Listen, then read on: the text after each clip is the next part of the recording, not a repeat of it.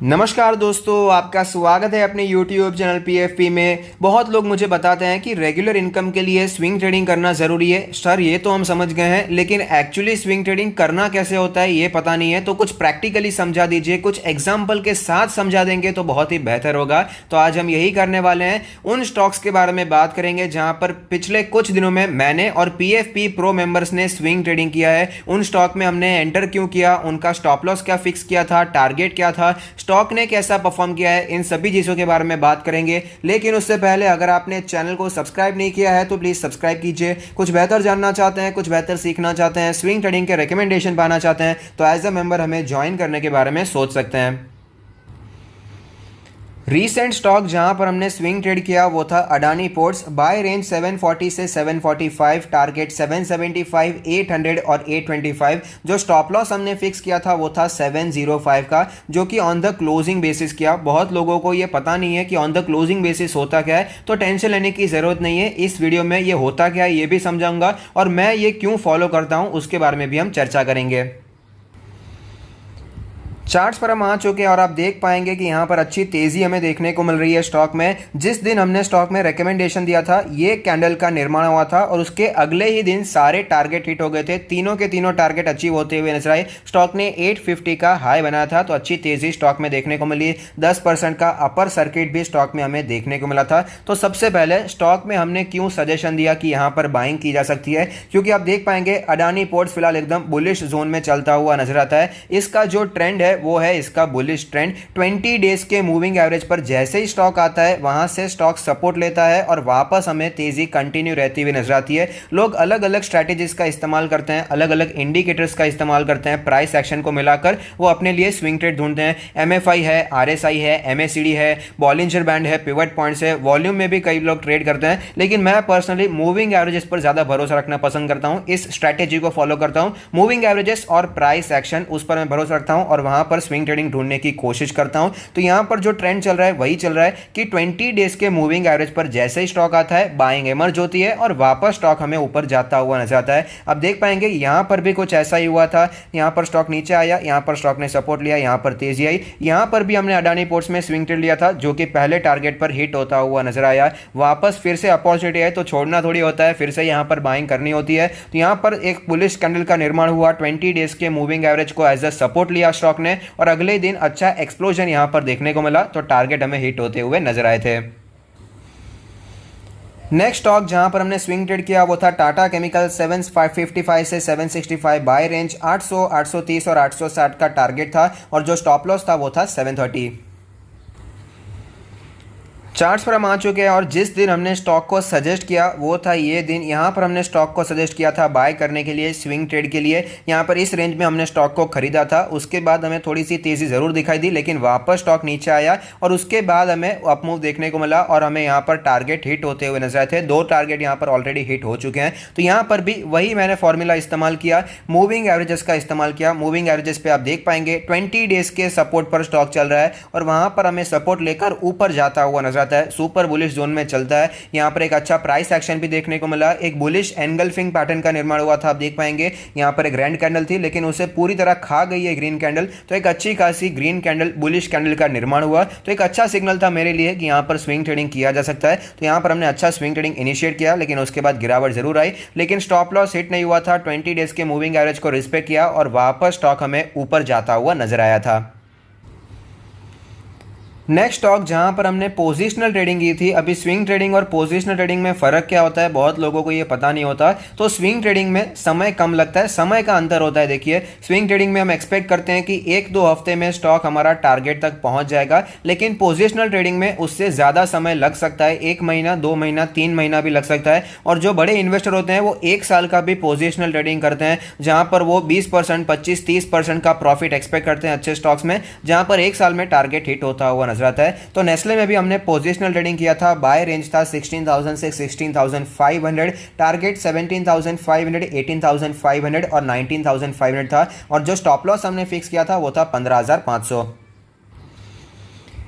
Nestle के charts पर आ चुके हैं और स्टॉक को हमने मार्च 22 को हमने एंटर किया था। तो 22 की कैंडल हाँ ये रही, यहाँ पर हमने स्टॉक को एंटर किया था। इस दिन पर हमने स्टॉक में बाइंग की थी पोजिशनल ट्रेडिंग के लिए। अब यहाँ पर मैंने बाइंग क्यों की थी वो मैं आपको बताना चाहूँगा। यहाँ पर तो कोई बुलिश जोन नहीं चला था, स्टॉक यहाँ पर नीचे आ रहा था, सारे मूविंग एवरेजेस भी नीचे आ रहे थे। लेकिन यहाँ पर मैंने एक दूसरी स्ट्रैटेजी अपनाने की कोशिश की थी, जो थी सपोर्ट एंड रेजिस्टेंस की स्ट्रैटेजी। पोजिशनल ट्रेडिंग में मैं स्ट्रैटेजी थोड़ी सी बदल देता हूँ। स्विंग ट्रेडिंग में जहां पर मैं एक हफ्ते या 2 हफ्ते के लिए ट्रेड करता हूं, वहां पर मूविंग एवरेजेस का सहारा लेता हूं। लेकिन जब बात आती है पोजिशनल ट्रेडिंग के लिए, जहां पर मैं थोड़ा लंबा समय के लिए स्टॉक में रह सकता हूं, वहां पर मैं सपोर्ट एंड रेजिस्टेंस की कोशिश करता हूं। और यहां पर आप देख पाएंगे 16,000 का लेवल एक बहुत ही इंपॉर्टेंट सपोर्ट की तरह दिखाई दिया। 16,000 पहले भी 2 बार एज ए इंपॉर्टेंट सपोर्ट हमें दिखाई दिया। मार्केट ने यहां पर बाइंग एमर्ज करती हुई नजर आई थी और स्टॉक जब उसके नीचे भी गया तो ज़्यादा लंबा नहीं टिका, वापस हमें यहां पर तेजी कंटिन्यू रहती हुई नजर आई। फिलहाल भी यहां पर 16,000 पर स्टॉक ने अच्छा सपोर्ट लिया, एक बाउंस बैक दिखाया, वापस नीचे जरूर आया था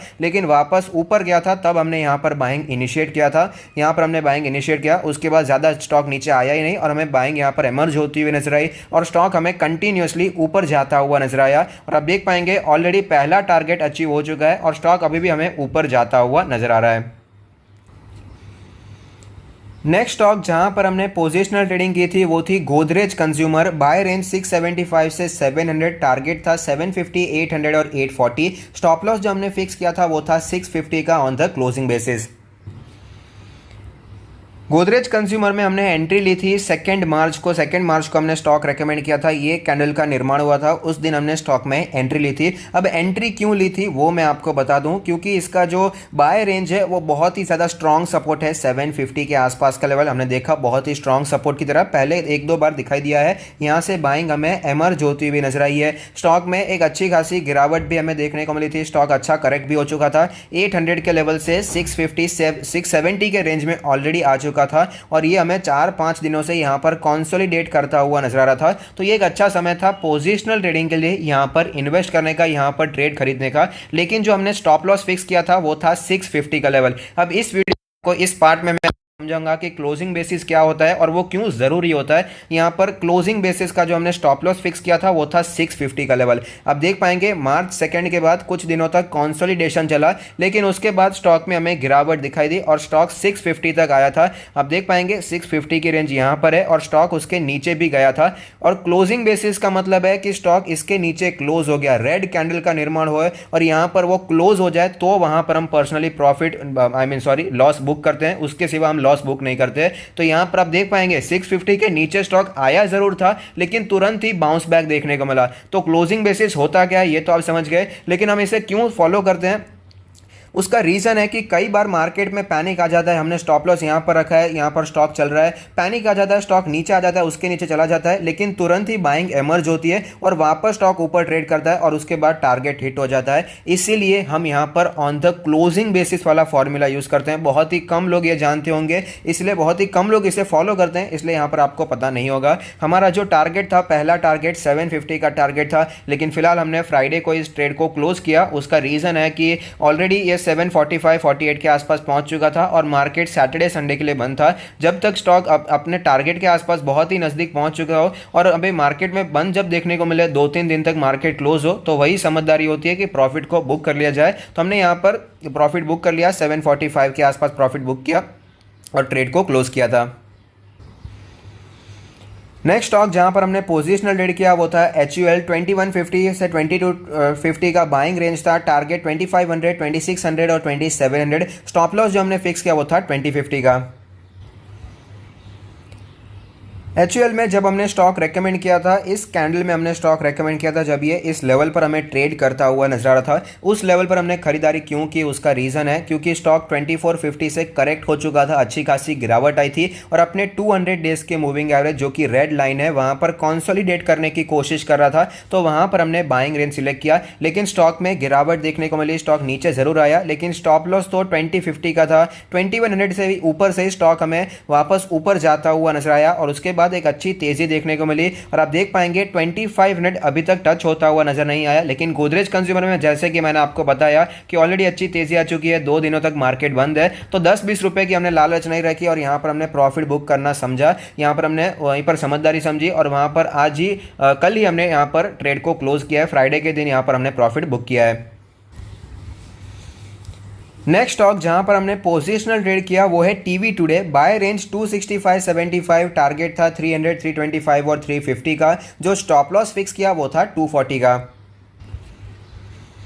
इस स्टॉक में हमने यहाँ पर बाइंग रेकमेंड की थी इस दिन जहाँ पर एक शानदार ब्रेकआउट देखने को मिला। आप देख पाएंगे बहुत दिनों से स्टॉक स्ट्रगल कर रहा था, 250 260 के ऊपर नहीं जा पा रहा था, लेकिन एक अच्छे वॉल्यूम के साथ हमें ब्रेकआउट देखने को मिला, तो यहाँ पर हमने बाइंग रेकमेंड की थी। एक उसके बाद एक लंबा कॉन्सोलिडेशन चला, स्टॉप लॉस 240 का था लेकिन 250 पर स्टॉक ने स्ट्रॉन्ग सपोर्ट दिखाया। एक लंबे कॉन्सोलिडेशन के बाद एक अच्छी तेजी हमें देखने को मिली, स्टॉक ऊपर जाता हुआ नजर आया और जो पहला टारगेट था हमारा 300 रुपीज़ का वो हमें हिट होता हुआ नजर आया और ट्रेड को हमने क्लोज कर दिया था। नेक्स्ट स्टॉक जहां पर हमने बाइंग सजेस्ट की थी, ये कोई स्विंग ट्रेडिंग के लिए या फिर पोजिशनल ट्रेडिंग के लिए हमने सजेस्ट नहीं किया था, लेकिन स्टॉक बहुत ही अच्छे प्राइस पर चल रहा था। डॉक्टर लाल पैथलैब्स के बारे में मैं बात कर रहा हूं, यहां पर जिन लोगों को इंटरेस्ट हो वो खरीद सके इसलिए मैंने ये स्टॉक सजेस्ट किया था। मार्च 1 को ये मैंने पोस्ट दिया था, 2000 2250 का एक स्ट्रॉन्ग सपोर्ट था, इसीलिए मैंने ये स्टॉक सजेस्ट किया। अब देखते हैं मार्च 1 को क्या प्राइस चल रहा था। तो आप देख सकते हैं मार्च 1 की कैंडल आपके सामने है। जो प्राइस रेंज था वो कुछ 2300 के आसपास चल रहा था, स्टॉक 2300 पर ट्रेड कर रहा था, लेकिन मैंने पोस्ट पर क्या लिखा था कि 2200 और 2250 का स्ट्रॉन्ग सपोर्ट है, इसीलिए आप करंट मार्केट प्राइस यानी कि 2300 पर खरीदने के बारे में सोच सकते हैं। ये कोई स्विंग ट्रेडिंग या फिर पोजिशनल ट्रेडिंग के लिए स्टॉक मैंने नहीं दिया था, ये बस एक सर्विस है हमारी कि जो लोग इसे खरीदना चाहते हैं, जो इंटरेस्टेड है वो इसे खरीद पाए, इसलिए हमने स्टॉक को सजेस्ट किया था। अब ये स्टॉक हमने सजेस्ट इसीलिए किया, इसलिए बताया था क्योंकि स्टॉक एक ट्रेंड पर चल रहा था। आप देख पाएंगे बहुत समय से इसका 100 डेज का मूविंग एवरेज और 50 डेज का moving average as a strong support दिखाई दे रहा है और वापस वहां से स्टॉक हमें रॉकेट होता हुआ नजर आता है। तो उसी जोन में स्टॉक कंसोलिडेट कर रहा था, एक करेक्शन भी हमें देखने को मिला था। 2600 से स्टॉक नीचे आ गया था, 2300 पर स्टॉक ट्रेड करा था। तो यहां पर जिन लोगों ने खरीदारी की होगी, अच्छी तेजी यहां पर भी देखने को मिली, 3000 के ऊपर हमें स्टॉक ट्रेड करता हुआ नजर आ रहा है।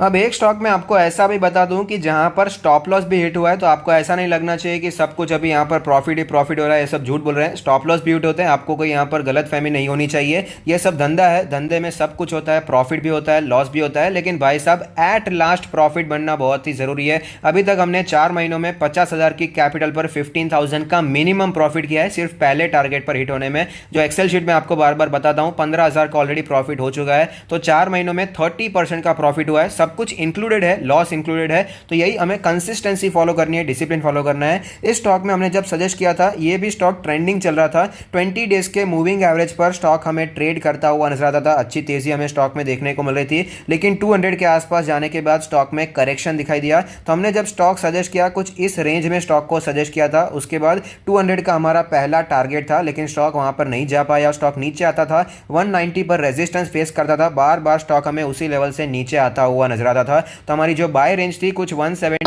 से करके 165 से 170 से करके 180 के आसपास की बाय रेंज थी, और जो हमारा स्टॉप लॉस था वो 160 का लेवल था, और फिलहाल यहाँ पर स्टॉप लॉस भी हिट हो चुका है 160 के नीचे। कई बार स्टॉक में हमें क्लोजिंग भी देखने को मिली है, तो यहाँ पर स्टॉप लॉस भी हिट होता हुआ नजर आता है, लेकिन स्टॉप लॉस हिट होता है तो वहाँ पर लॉस लेकर निकल जाना चाहिए। कई लोग मैंने देखे जो कि स्टॉप लॉस को मानते नहीं है, वहाँ बस होल्ड करके रखते हैं कि नहीं कभी ना कभी ऊपर जाएगा। ऐसा नहीं करना है, पैसे को फंसाना नहीं है, पैसे रोटेट करते रहना है। ये गया तो कोई बात नहीं, दूसरे में पैसे कमाएंगे, दूसरे में पैसे कमाए तो और पैसे कमाएंगे, उसकी लालच नहीं रखनी है, निकल जाना है और तीसरे स्टॉक में पैसे कमाएंगे। तो बस यहां पर टारगेट और स्टॉप लॉस का मान रखना है, तो अच्छा पैसा यहां पर बनता हुआ नजर आ सकता है। तो अगर आपको ये वीडियो पसंद आता है तो लाइक कीजिए, शेयर कीजिए, कमेंट कीजिए, सब्सक्राइब कीजिए, मुझे मोटिवेट कीजिए। Thank you, stay happy, happy investing.